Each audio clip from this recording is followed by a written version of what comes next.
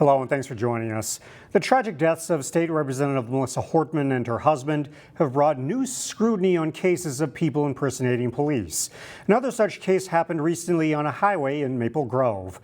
Court records show 27-year-old Trayvon Matson of Champlin was charged with impersonating a police officer. Police say he tried to pull over drivers in a mock police vehicle on I-94 in late July. Court records show this wasn't his first time. He has a pending case for impersonating a police officer and carrying a weapon without a permit from 2024. This comes after Representative Melissa Hortman and her husband were killed by a man impersonating a police officer. He also shot Senator John Hoffman and his wife, Yvette. State law can be more lenient than you might expect in officer impersonation cases.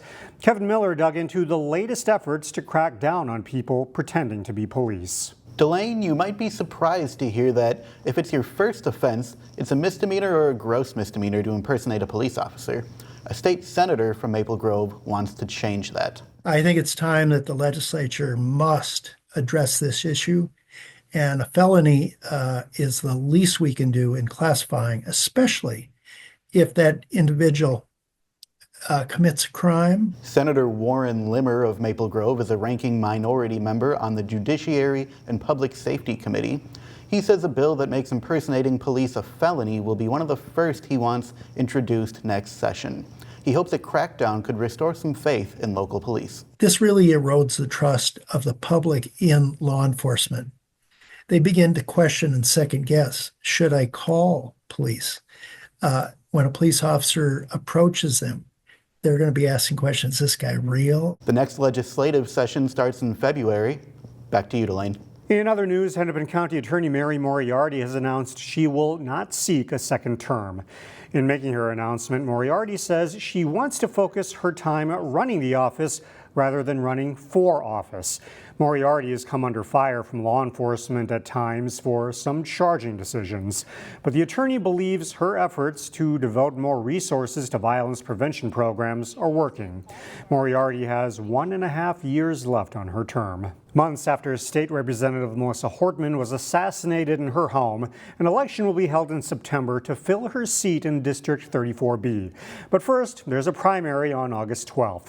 Reporter Emily Haugen spoke with the Democratic candidates vying for the spot about what they want voters to know. 3 Democrats are vying for the District 34B DFL spot. They all have different goals, but all hope to continue Melissa Hortman's legacy. Christian Erickson is one person running. He's currently on the Brooklyn Park City Council. Sitting on the City Council, I've seen a lot of sort of gaps in resources that we get from the state, and this is an opportunity to help our community fill those gaps. He hopes to help cities like Brooklyn Park get more access to funding and continue DFL work across the political aisle. It's going to take more than just average ideas to move things forward. It's going to take some real creativity. This is just really important to me. DFL endorsed XP Lee is also running. He once served on the Brooklyn Park City Council and worked to mobilize the community during the 2020 census and the pandemic. Part of why I'm running is to help our neighbors and our community heal, to come together. Lee works in public health, education, and healthcare access would be big focuses of his if he were elected. We need to be able to really bolster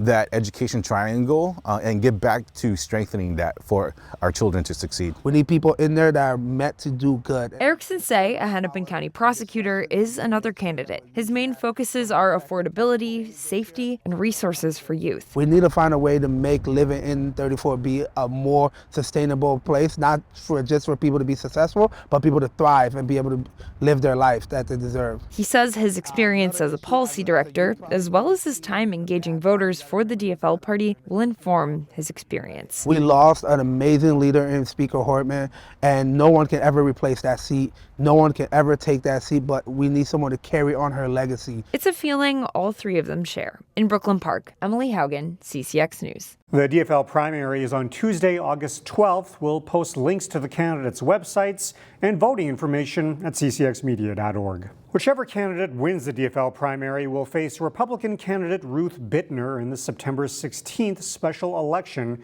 for the House 34B seat.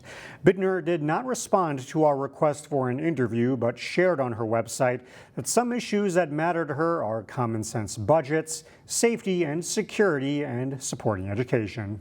Well, mark your calendars. Maple Grove, also known as the restaurant capital of Minnesota, is kicking off its second annual Restaurant Week this weekend. A lot happening in Maple Grove starting Sunday. Sunday here at the shops at Arbor Lakes, we're having a kickoff event for Restaurant Week. We'll have live music. We'll have dunk tanks with a bunch of restaurant owners. 30 restaurants are participating in Restaurant Week this year.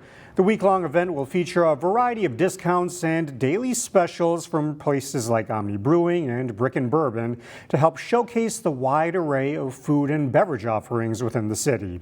Folks can download a Restaurant Week passport from Experience Maple Grove's website.